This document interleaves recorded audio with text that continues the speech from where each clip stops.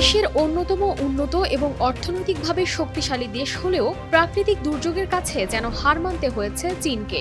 দামি দামি গাড়ি, বিলাসবহুল বাড়ি সবই যেন পরিণত হয়েছে ধ্বংসস্তূপে। রাস্তা ভর্তি উপড়ে পড়া গাছপালা, নদীর পানি এতটাই উপরে উঠেছে যে দেখে মনে হচ্ছে পানিতে শহর ডুবেনি, বরং পানির মাঝে ভেসে আছে এক একটি ছোট্ট দ্বীপ, কিংবা পানির নিচ থেকে মাথা তুলে দাঁড়িয়ে আছে একটি শহর।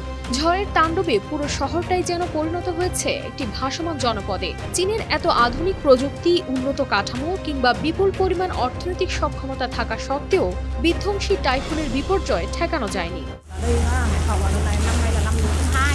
চীনের হাইনান প্রদেশে গেল শুক্রবার আছড়ে পড়ে টাইফুন ইয়াগি, যা গত 10 বছরে সবচেয়ে শক্তিশালী টাইফুন হিসেবে উল্লেখ করা হচ্ছে। 200 কিলোমিটার প্রতি ঘন্টারও বেশি বেগে ঝড়ো হাওয়া আর তীব্র বৃষ্টিপাতের কারণে এক প্রকার অচল হয়ে পড়ে হাইনানের রাজধানী হাইকো শহর।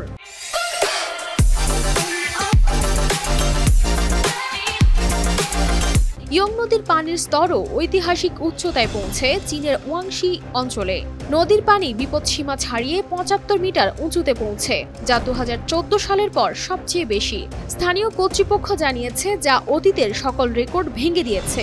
নাননিং শহরে জরুরি সতর্কতা জারি করা হয়েছে এবং বিভিন্ন উদ্ধারকারী দল উদ্ধার অভিযান চালিয়ে যাচ্ছে।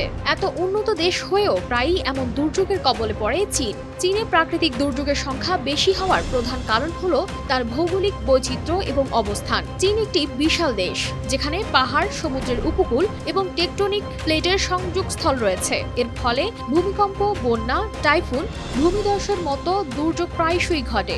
এছাড়া দ্রুত নগরায়ন, বন উজাড় এবং জলবায়ুর পরিবর্তনও এসব দুর্যোগের ঝুঁকি বাড়ায়। তবে জলবায়ুর পরিবর্তনের ফলে টাইফুনের তীব্রতা এবং ঘনত্ব বেড়েছে, যা ঝড়ের প্রভাব বাড়াচ্ছে বলে জানা যায়।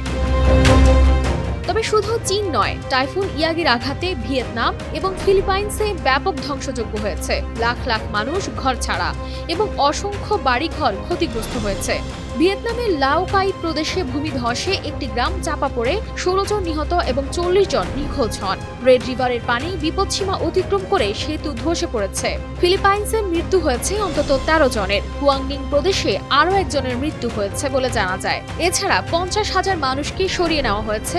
12টি অঞ্চলে স্কুল বন্ধ এবং উদ্ধার কাজ এখনো চলছে। তবে ক্ষয়ক্ষতির পরিমাণ এখনো নির্ধারণ করা হয়নি। কানিস ফাতেমা শিমু, RTV।